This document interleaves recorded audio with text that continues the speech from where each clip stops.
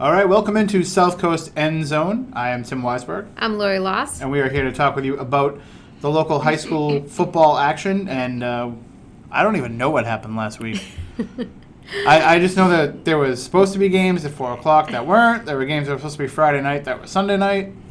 All I know is I got stuck with one of two Friday night football games that still took place. Buddy's game got postponed. Andrew's game got postponed. And then I had to sit in the rainy, misty, cold Dartmouth Stadium. But it was an exciting game, so that did make it a little bit easier to be out there in the cold on Friday night in the rain and the wind. I think the wind was worse than the rain because it just drizzled. Mm-hmm. But it was like the drizzle was blowing sideways. That's how windy it was. And what was up with the other game getting moved to Sunday night, Wareham and Bishop Stang? I talked to both coaches because I went to the game last night, and one coach said it was because of the other school, and the other coach said it was because of the other school. So blaming each other, huh?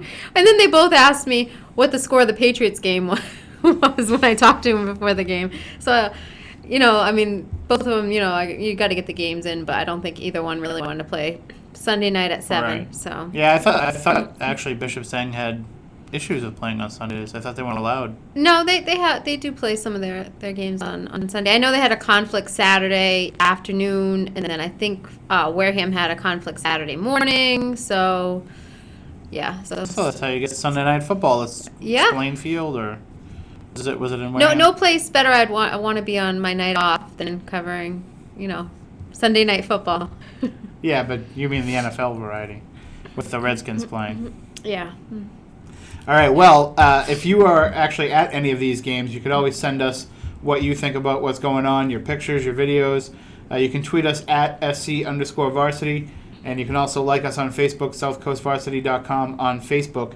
Make Laurie's life a little bit more fun when she's at these games in the rain and the wind, and she barely has any kind of cell reception because of the weather, the low cloud cover. I know some people have been tweeting us, and I sometimes get the messages later because of the reception at some of the schools because of the signal. So if I don't respond to your tweets right away, I will respond to them at some point. It just, depending on where I'm at, sometimes the messages will come over and sometimes they won't come over, for an hour later. Or she gets first quarter updates 2 hours after the game's over. Yeah. And I do actually have a couple more, schools that I have tried hot chocolate from. So I know we said we were going to kind of do a dining out for hot chocolate. The world tour. I did have hot chocolate Friday night at Dartmouth, and it was very tasty. It wasn't hot. It was warm, and the cup was about this big. Wow. So, it was good tasting, but it was, kind of on the warm side, not hot, and it was small. I did try the hot chocolate at Wareham last night, and it was by far the best hot chocolate I've had this year. Wow. So we know how to do things. It was $1. It was a good size. I did have to ask for a top, but it was hot and it did have good flavor. So, all right. Well, stay tuned. Yes. Well, we'll find out as we're talking about these games coming up where you're going to be Friday night and where you're going to be trying the hot chocolate. Yep. So it's going to be very interesting when you start getting recognized more for that than for your work with high school football. But that's all right. Hey, it's an important thing you have to know if you're going to these games, right? Absolutely. So I'm afraid to ask now about the 1st and 10 because it's just going to be 10 hot chocolate recipes, I think. No, it's not. All right. How about we get started with that? Okay, 1st and 10. Number 10, Corey Pont led Voc-Tech's offense with 105 yards on 24 carries and a loss to Apponequet. Number 9, Jake Pringle and Matt LeBlanc connected twice on scoring strikes in Old Colony's loss to West Bridgewater. Number 8, Weston Cohen powered Apponequet's rushing attack with 147 yards on 15 carries and 2 touchdowns. Number 7, in a losing effort, Dartmouth's Mitch Laranger rushed for 201 yards on 17 carries and 2 touchdowns. Number 6, in his first game playing tight end, Apponequet's Tom Delano caught a 31-yard touchdown pass from Cam Costa that broke a 7-7 tie just before halftime.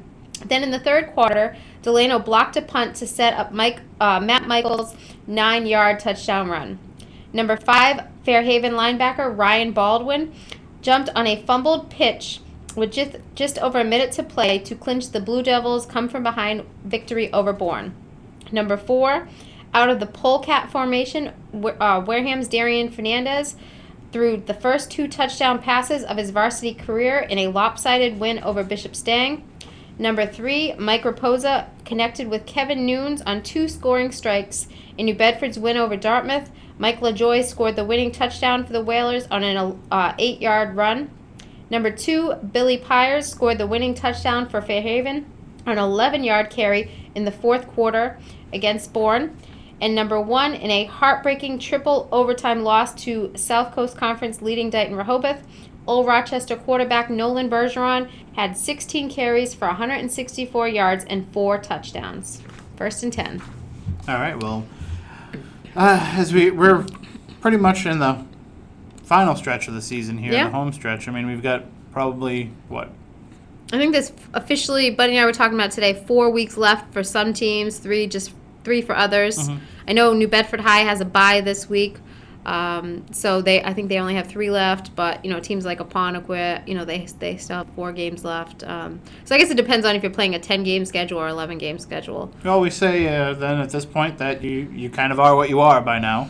Yep. And well, you said of course New Bedford has the bye week this week, but I mean, what are the Whalers at this point in the season? I mean, they haven't played anything in the Big 3 yet. They don't face Brockton, I think, until the first week in November, and then obviously they faced Durfee on Thanksgiving. But I think they're a team that has a potent offense, but defensively they've struggled. I think they gave up 42 points 2 straight weeks a couple weeks ago. They have won 2 straight now, so things are starting to turn around for New Bedford. And I know Mike Raposa, he's 4 touchdown passes shy of tying the school record by Johnny Seed. So it's possible. I mean, it's extremely likely that he'll be able to tie that record and maybe even break it, barring any injuries. So I mean, it's tough to say, because Brockton is always I want to say they beat Martha's Vineyard, I think it was Friday night, by like a score of like 50-7 or something. Well, I think Brockton played Durfee. I think this past Friday night. This past week. Yeah, and it was 50-0. They beat. Somebody Durfee. Beat Martha's Vineyard like 50-7. Yeah, I don't know who that was, but okay. but I know Brockton was actually at the New Bedford Dartmouth game. I mean, there was a lot of scouting going on in that game. Bridgewater Raynham's Dan Buron was there. I know him from my time at the Taunton Gazette. He was there scouting Dartmouth, which that's Dartmouth's opponent this week, and then some of the Brockton coaching staff was there watching New Bedford. So there's some big games coming up. For a lot of our teams, and this week there's a lot of conference games. So you get to kind of see where everybody shakes out. But right now, I mean, Wareham and Dighton-Rehoboth, they're in the top of the conference, South Coast Conference with undefeated records. So really, I think it's probably going to come down to their matchup, like we said, in a couple weeks to determine the title. But it hasn't been easy. Dighton-Rehoboth, their last 2 wins have been, last second, or actually in triple overtime last week to Old Rochester, and then I think it was last second the week before to Bourne. Wareham's had a little bit easier of a time, in their wins, but, Dighton-Rehoboth's still undefeated in the conference, and so is Wareham. So. And I think we said that meeting was the first week in November, so it's a week from Friday? Yeah, I think a week from. I know it's at Wareham. I do know that, but I don't know if it's the first week or the second week. Well, we'll find out. We can check during the course of the show. Yes, you will check while I talk. How's that? Yes, that works. All right, well, why don't we launch right into the South Coast Conference with our first game that we're going to look at this week, and that's Friday night at 7. Finally, we have every game happening at 7 o'clock. Yeah, I was just telling somebody today. I said tonight, this week is the first true Friday Night Lights, unless we get phone calls, in a day or two we'll saying see what happens. Everything's been moved. But I mean, it's kind of fun to see all the games Friday night. 7 o'clock, 7 o'clock, 7 o'clock. Mm-hmm. Just because I mean that's what I think everybody looks forward to is Friday Night Lights. So and making sure they can get home from work in time to get to the game instead of these 4 o'clock games. All right, well, our first game is Apponequet at Fairhaven. That's going to be 7 p.m., of course.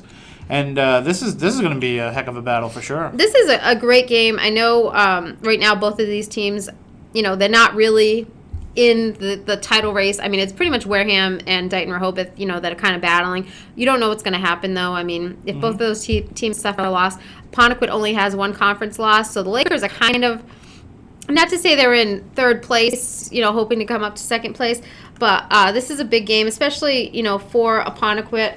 They've won 4 straight, and really they are still kind of in that race. I know they're kind of behind Wareham and Dighton-Rehoboth, who are both undefeated. But last week against Voc-Tech, a team that had 3 straight shutouts, the Lakers came out and they put 27 points on the board.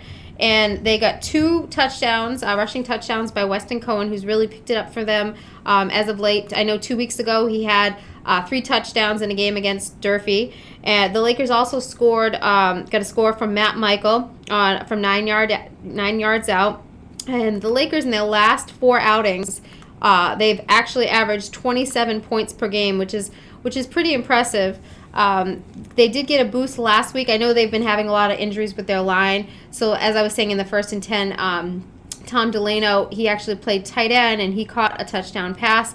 And Cam Costa, for the 4th straight game, has thrown a touchdown pass, which is pretty good considering that they're mostly a run-oriented offense.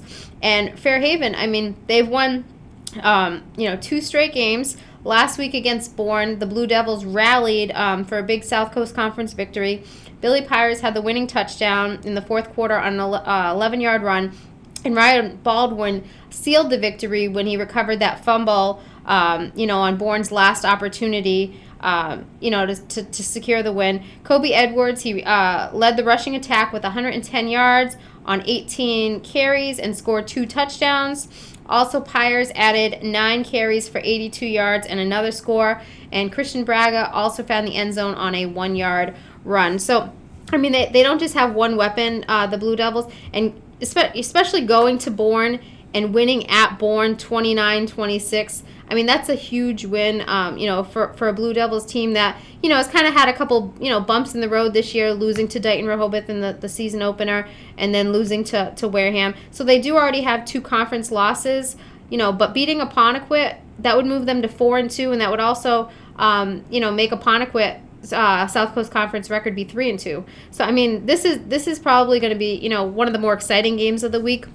It's 2 local teams, pretty evenly matched. They both have, kind of talent on both sides of the ball. I would say, Fairhaven has a little bit more experience, with their senior leadership than Apponequet, a young team. But the Lakers are playing really strong football as of late, winning 4 straight. So it should be a big game in the South Coast Conference, even if it doesn't, it's not against, like a Wareham or Dighton-Rehoboth, but it definitely, could have an impact on, especially, if I would say, if Fairhaven beats Apponequet, that would pretty much take the Lakers kind of out of that conference race. And then if Apponequet wins, that kind of keeps them still there, especially if, Dighton-Rehoboth loses or Wareham loses. You got to figure, Wareham's still going to face DR and Wareham's still going to face Bourne on Thanksgiving. Yeah. So. And then I don't know if Dighton-Rehoboth's played Bourne yet. Yes, they played last week. That was it was like a last second, Dighton-Rehoboth win in the final seconds. So it was exciting. It's been back-to-back exciting weeks for Bourne and for Dighton-Rehoboth. So. All right, so that is Apponequet at Fairhaven at 7 o'clock on Friday. Also at 7 o'clock on Friday is Old Rochester at Bourne, speaking of the Canalmen. Yep. And here's the chance for the Bulldogs to help out and make sure they keep Bourne down, too, because they're a team that's, I think, DR would have been their first conference loss. For Bourne? Yeah. No, they're actually 3-3 in the South Coast Conference. Oh, okay. So, they've had some close games, in the conference. I know last week, Bourne ended up losing, like I was just talking about, to Fairhaven 29-26. The week before, they lost in the final seconds to Dighton-Rehoboth, and I think they were leading, late in that game. So Bourne is a team that has kind of showed a lot of potential as it's, trying to defend its South Coast Conference title. But, they graduated too many kids. And really, I think not having as many seniors, with graduating all those kids, that's kind of hurt, especially in these close losses. For the second straight week, it was a heartbreaker for Bourne. The Canalmen led 26-14 last week against Fairhaven, but gave up 15 unanswered points to the Blue Devils. Bourne had a chance to win it at the end, but saw its chances fade when Zach Songer attempted a pitch that was deflected and recovered by Fairhaven's Ryan Baldwin. The Canalmen outgained the Blue Devils 255-216 on the ground. with Chad Marsh leading the way. He had 182 yards on 19 carries and 2 touchdowns. And Marquise Rhodes, he had 8 rushes for 65 yards, all in the first half. He did not play in the second half because he had an ankle injury, and I think his status, which is up in the air right now, is going to really have a factor in this game against Old Rochester. For the second straight week, the Bulldogs, battled one of the conference's top teams and came up short. 2 weeks ago, it was against Wareham, and this past week it was against Dighton-Rehoboth. Both of those teams are undefeated in the conference. Against Dighton-Rehoboth, it took triple overtime for the Falcons to come out with the victory. In the third overtime, Old Rochester scored on a 6-yard run by Richie Phillips, but was stuffed on the 2-point conversion attempt. And then DR answered with a Nathan Kowalski touchdown pass to Paul Costa to tie the game. And then Kowalski connected with Kyle Rose for the 2-point conversion. And that was the game right there, those 2 points. Quarterback, like I said earlier, Nolan Bergeron had 164 yards on 16 carries and those 4 touchdowns. So it was a huge performance by Nolan Bergeron and also by Old Rochester. I mean, battling like that. I know it was homecoming. I know there was a lot of excitement going on. And I really think that the Bulldogs have kind of shown that, they can compete, with these top teams. Maybe they're not at that level, of competing for the conference title. But, I know they played Wareham tough, and I know they played Dighton-Rehoboth tough, and a lot of their kids are juniors. So, it looks like it's going to be a bright future for Old Rochester next year. So, it should be an exciting game. Like we said earlier, it's Old Rochester at Bourne, 7 o'clock. So, another good South Coast Conference matchup this week. Well, I mean, I think every South Coast Conference matchup is going to be pretty good from here on out because it's just going to be a battle. And speaking of battling, one of the teams that are in the mix is my hometown Vikings. I've been proudly wearing my day job. I have to wear a hat all the time now, so I've been proudly wearing my Vikings hat. Nice. In Laker country, which is, I thought it wasn't going to go over well, but turns out everybody's from Taunton that works there, and they're all Tigers fans. So they're not too upset. Right. But we have Seekonk at Wareham at 7 o'clock on Friday night, and Wareham had another big win, another big performance, offensively and defensively, and they even threw a little wrinkle into the offense now, something new. Yeah, I was at the game last night, and not to say I was a little tired, but I was kind of falling asleep a little bit, and then all of a sudden I looked down on the field, and I'm like, what the heck is going on? I'm like, is that a Wildcat? What is that formation? It was Darian Fernandez in the middle of the field, lining up behind the center. And then, the rest of the line's over here to the left, far left, and then, a couple of receivers to the far right. And I have seen it before on, I think, like, extra point attempts when I think Apponequet used to do this back in the day, where they would line up and then have all the kids, the linemen run over, and then, they would try, the extra point. But I hadn't really seen it, in the flow of a game multiple times. I thought it was just going to be a 1 or 2, play, that they tried it in the game, and they probably, I didn't keep track, but they probably did it 10 or 12 times. 2 of the times it led to Darian Fernandez touchdown passes. Another, I think, was a 25-yard gain by Darian. I mean, basically, they're just saying the play is basically, like, let Darian run around, which, when you're as athletic as he is, usually good things kind of happen. And I know talking to Stang's Ryan Sylvia after the game, he said at that, with facing Darian, with him being able to run or pass, we'd much rather see him pass, but then he threw 2 touchdown passes. So, I mean, it definitely adds another element to the game. And I know I asked Coach Null after the game, how, Anthony Abbott was responding, to kind of, letting some of that control of running the offense go. And he said that Anthony was excited about it because he's really wanted to play wide receiver for a while, and now he's getting to play wide receiver with, Darian taking some of the snaps in the polecat formation, and also they ran a little bit of wildcat. So I guess it's just it's one more thing that Wareham's added to its offense that's gonna add another dimension when they're playing, Dighton-Rehoboth, when they're playing Bourne, on some of these games that's going to, probably determine the conference title in the coming weeks. And really that, kind of I think took Bishop Stang by surprise a little bit, and they had trouble responding to how to match up against it. But like I said, Darian Fernandez, he had 2 touchdown passes in the game. He also had a rushing touchdown. Cody Stammer, he caught 2 touchdown passes, one from Darian and one from Anthony Abbott, and he actually has 5 touchdown passes on the season. The Vikings racked up 399 yards of total offense while holding the Spartans to just 130, and they scored off of 2 of Stang's turnovers in the game. So, I mean, they look good. I mean, on both sides of the ball, they forced a couple of turnovers. They didn't really give up any big plays to Bishop Stang, and then they had some big plays themselves. Seekonk, I know the Warriors captured their first win of the season last week against Case, beating Case 33-2. It ended a 6-game losing streak and was, the team's first conference win.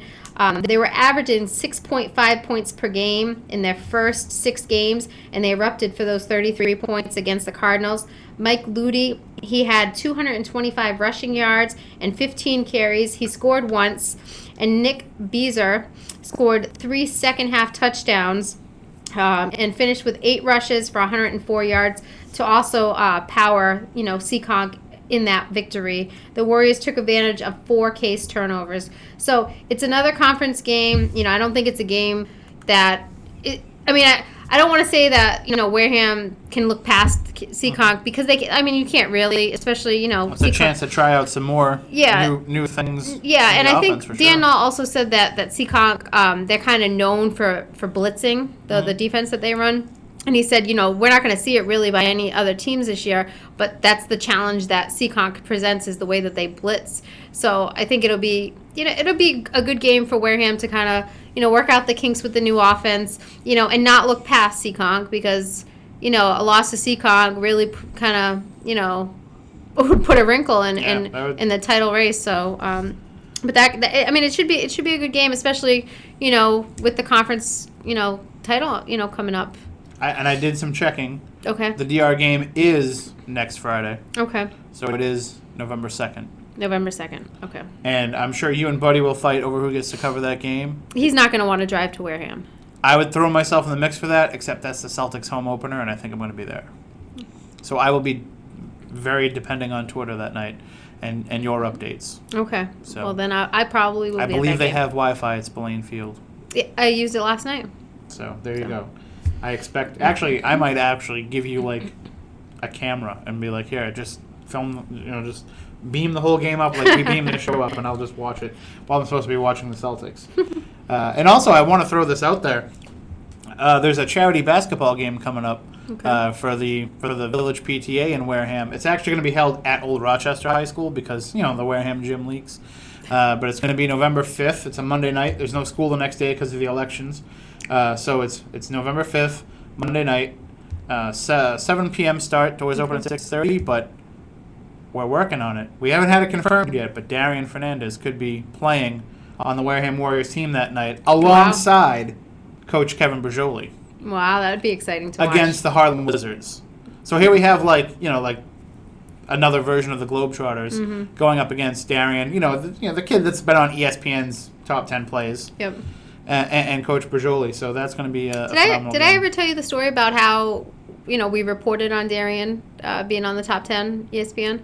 No, I remember we were trying to get a hold of him that day. I was sitting there on my couch eating Corn Pops or Fruity Pebbles or something, eating cereal, and I look up, and I'm listening. I'm not really listening, but I'm kind of listening, and I look up, and I hear them say, Darian Fernandez, Wareham, and then I'm like, what? I'm like, this is ESPN. And then I had to rewind the TV, and then I played it again, and then I rewound it again and played it again. It was like 11 o'clock on I don't know if it was a Monday or Tuesday morning, and then I'm like, oh! So then I started tweeting it, and then I started, I think I put it on Facebook. And yeah, I remember we were like texting and Facebooking back and forth trying to get a hold of him. So. Yeah, and then I ended up covering the game that night and talking to him, and it was just kind of like one of those like crazy random things that it was pretty cool. So we're still trying to confirm that, but it looks like it's going to be a go. You'll get to see Darian in action against some pretty good basketball players playing alongside Coach Bergioli. I want to see if he passes the ball to Kevin. I think he will. I think he will too, because otherwise he might not get to pass the ball to anybody. No, I think he will still. All right, so the next game that we'll talk about is Greater New Bedford Voc-Tech at Dighton-Rehoboth, 7 p.m. on Friday night. And, let's hope the Bears can be the ones to knock off the Falcons. I was talking to Buddy Thomas earlier today, and I said, just talking about Voc and playing Dighton-Rehoboth, and, I said to him, well, what do you think Voc's chances of beating Dighton-Rehoboth are? And he said, well, they haven't beaten them in 18 or 19 years. He said, but, if they upset them, that's a huge win. So it's kind of like, history is not on Voc-Tech's side. I say not, but I mean, Voc-Tech, has been playing strong. I know they lost last week to Apponequet, but the Bears are having a great season. And Dighton-Rehoboth, I know the Falcons are still undefeated in the conference with Wareham. They've won, I think it's 5 straight games. But they haven't won easily, it's taken last second, triple overtime last week against Old Rochester, last second 2 weeks ago against Bourne. So, it's been some thrilling wins for Dighton-Rehoboth, but I know Dave Driscoll has probably added a couple gray hairs with some of these close wins. So it'll really come down to, if Dighton-Rehoboth, can establish the rushing attack early, and really how Voc-Tech's defense responds, after giving up 27 points last week to Apponequet. But last week for Dighton-Rehoboth, like I said earlier, triple overtime. Nathan Kowalski, the quarterback, came up huge, especially in the triple overtime. He threw a touchdown pass and the 2-point conversion. And really, I wasn't at the game, but I heard about it. On the 2-point, the touchdown pass, the ball was actually tipped in the end zone by 2 Old Rochester defenders, and somehow it managed to find Paul Costa his hands, and he was able to catch it for the tying touchdown. And they had the 2-point conversion. Kowalski ended up finishing with 14 completions for 203 yards, and he had 5 total touchdowns, 4 passing and 1 rushing. So, this was a monster game for Kowalski. And really, Dighton-Rehoboth has been known for its rushing attack, so it's kind of amazing to see the quarterback throw for 4 touchdown passes in a game. For Voc-Tech last week, they had won 3 straight games. They lost to Apponequet. Two turnovers in the second half cost the Bears, who were just trailing by a touchdown at halftime. They saw their 3-game losing streak end. Corey Pont was a bright spot on offense. He had 105 yards rushing on 24 carries, and Voc-Tech's lone touchdown came on a 55-yard pass from Tyler Sylvia to Trevor Menya to tie the score at 7 in the first half. But the Lakers scored 20 unanswered points from that point on.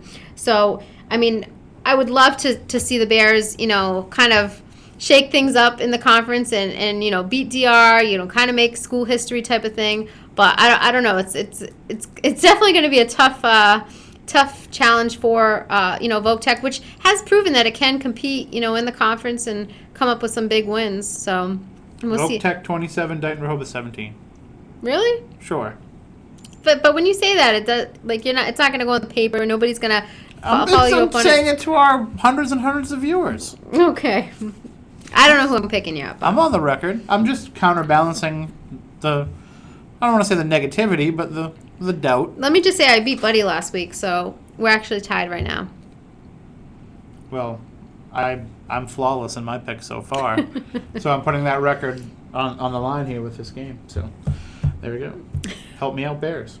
All right, our next game is Dartmouth at Bridgewater Raynham. That's a 7 p.m. game on Friday, because they've been lucky enough to play all their games pretty much at 7 p.m. Yep, Dartmouth has, yeah. And so it's but they're going into very hostile territory in a very big game. Yeah, this is Dartmouth's second and final Old Colony League game of the season. They lost to the Barnstable a couple weeks ago. They should just change it to the Little 3. Yeah, but I don't think they'd like to call it that. Or Big 3 Part 2, or Big 3 Eastern Division. I don't know. Or let's stick with OCL. Yeah, let's stick with OCL. Dartmouth played some spirited football in Friday's loss to New Bedford. I was sitting there at the game thinking, oh my God, I should have picked Dartmouth to win this game, because the Indians came out strong. They led pretty much the whole game. It was kind of a back and forth game, but it seemed like every time I looked up at the scoreboard, Dartmouth was on top. They were even winning in the fourth quarter, but the Whalers were able to clinch the victory with a Mike LaJoy touchdown carry late in the game. Mitch Loranger, best game of the season by far. He had 17 carries, 201 yards, and 2 touchdowns. The Indians also got a rushing touchdown from Tim Smith. It was just, it was a great atmosphere. There was a lot of excitement going on for Dartmouth. And really, even though it was the team's 6th straight loss, Dartmouth is playing pretty good football. It's kind of hard to say that when you're saying a team's lost that many in a row. But the offense looked good. The defense looked good. They just ran into a New Bedford team that has Mike Rapose on it, who makes plays happen, and has some great receivers, and also a pretty good running back in Mike LaJoy. And I know I was saying earlier that the Bridgewater Raynham coach was at the game scouting. Last week, Bridgewater Raynham beat Xaverian 32-27 to end a 2-game losing streak. In their 4 wins this season, the Trojans are averaging 33.7 points per game, but in their 3 losses, they're being limited to 12.6 points per game. Against Xaverian, quarterback Jordan Cohen connected with Ryan Murphy for 3 touchdown passes. BR also scored on a 5-yard carry from Brendan Gallagher and on an interception return from Aaron Conrad. Gallagher is pretty much the main guy for them on offense throughout the whole season. He has, I think it's around 11 touchdowns, 12 touchdowns this year for Bridgewater Raynham. So the key for Dartmouth is really to kind of keep Gallagher in check, and also, kind of the passing game for Cohen and Murphy. So, it's going to be a tough task, especially going to Bridgewater Raynham and facing the Trojans. But, if Dartmouth plays as well as, it played last week against New Bedford, who knows? It could pull the upset, and then if that's the case, then, the game against Barnstable for Bridgewater Raynham, that would kind of put a wrinkle in it for Bridgewater Raynham, because, if they lose to Barnstable, then, Barnstable will clinch it, right away. So, it'll be a tough game for the Indians. And just because I'm fascinated with these 2 town schools, Bridgewater Raynham, is it in Bridgewater or Raynham? It is in Bridgewater. Okay. Yes. I thought that. All right, our next game is Coyle Cassidy at Bishop Stang.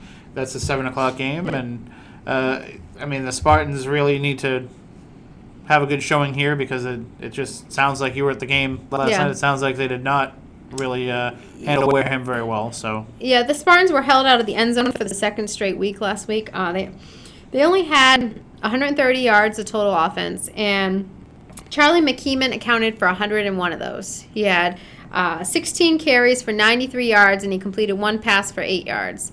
So I know they've had some other guys that they've put kind of into the mix. Tim McGuire, he had some carries. I think he had 30 rushing yards. But it's really just, they're kind of a team trying to find their identity. And also, it's just taken a while to get things going. Last week, Charlie McKeeman, he got a second start, not last week, but yesterday, he got a second start at quarterback. Mike Pratt was, back from bruised ribs, but head coach Ryan Sylvia really felt that McKeeman is probably the better choice to have at quarterback. He's their best athlete on the team, and he really makes things happen. It just, needs, some help around him. And, they did move the ball, the Spartans, last night, but it was really just, they got to I think it was the 18 was the closest they got to the end zone, and then they had a turnover. They had a couple turnovers. They also turned the ball over on downs twice in the game. And you really can't do that. You got to get into the end zone. Ryan was saying after the game, we got to score. And, they were shut out for the 2nd straight week and the 3rd time this season. So, even if it's just, getting on the scoreboard early, I think that'll really help Bishop Stang kind of get their, not mojo, but get that feeling back, because it's been a while since they've actually scored. And Coyle Cassidy, the Warriors are actually 3-3 this season, but 0-1 in the EAC. They're coming off a 35-0 loss to Bishop Fan. They've lost 2 straight games, the Warriors, after opening 3-1 for the year. They were shut out in 2 of their 3 losses this year.